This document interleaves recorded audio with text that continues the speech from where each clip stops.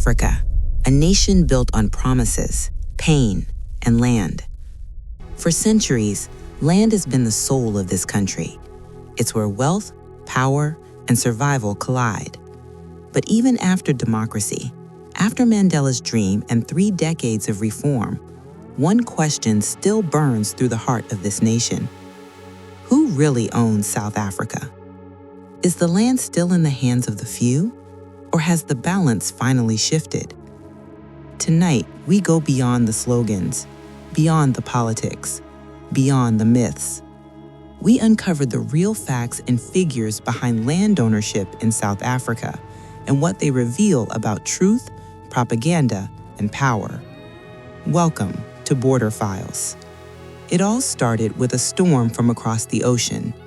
In 2024, U.S. President Donald Trump reignited global outrage when he accused the South African government of seizing white farmers' land without compensation.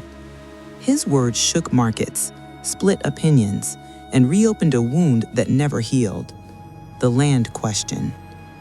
But what if we told you that most of what people believe about land in South Africa, black ownership, white ownership, inequality, is wrong? That the numbers themselves have been twisted, misused, and weaponized. In August 2024, Zwelakhe Mthethwa, a member of the MK party, stood in parliament and declared that black people still own only 13% of the land.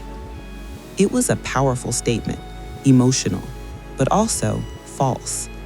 Because according to official audits and government reports, that number doesn't hold up. Still, no one in Parliament corrected him. The 13% figure echoed across social media and newsrooms like gospel. A century-old symbol of injustice revived for political theater. And when global outlets like Reuters joined in, claiming that only 4% of privately held land is owned by black South Africans, the myth grew even stronger. But here's the truth: it's not that simple. To understand today, we must go back to 1994. At the dawn of democracy, about 85% of South African land was classified as white land. That included farmland, national parks, and even land owned by the apartheid state.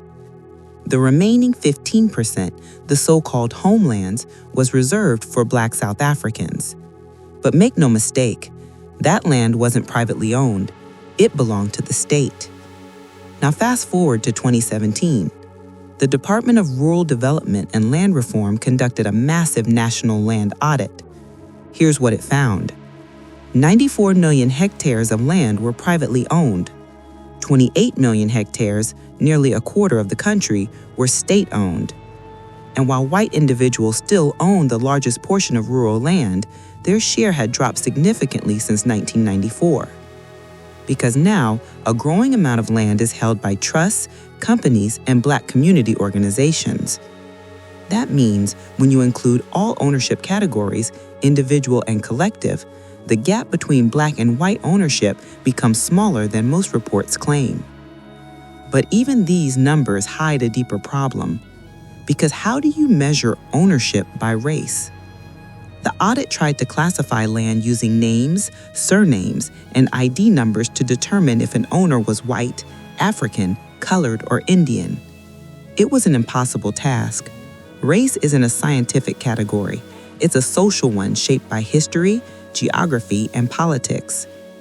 So when we say white land or black land, we're already simplifying a story that's far more complex.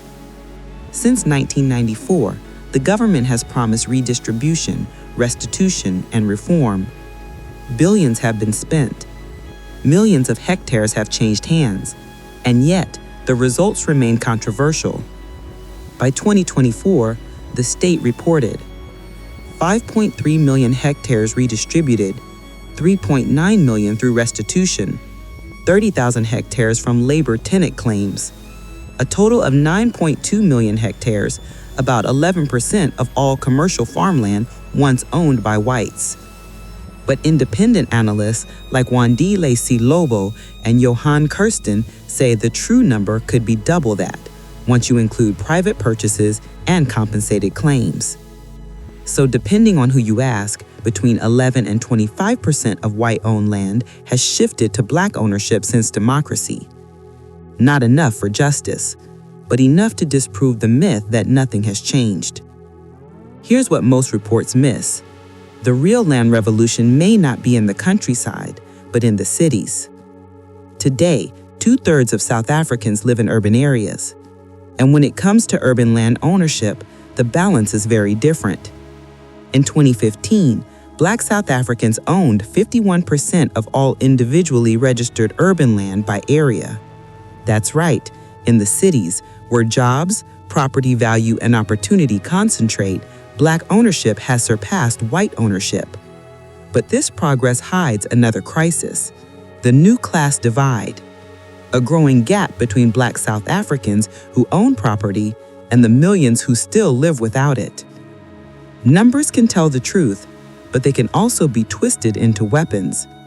Politicians use them to rally support. Activists use them to demand justice. Corporations use them to defend privilege. And in the noise, the truth gets lost. The fact is, South Africa's land ownership has changed, but not fast enough, not fairly enough, and not deeply enough to heal the wounds of history. What remains is a landscape divided by wealth, class, and memory. So, has South Africa transformed? Yes, but unevenly. Yes, but imperfectly. And yes, despite what the slogans say, the land question is not frozen in 1994. Things have changed, but not enough to close the wound. Because land in South Africa is more than property, it's identity, it's dignity, it's the story of who belongs and who decides. And maybe that's the real battle, not for hectares, but for truth.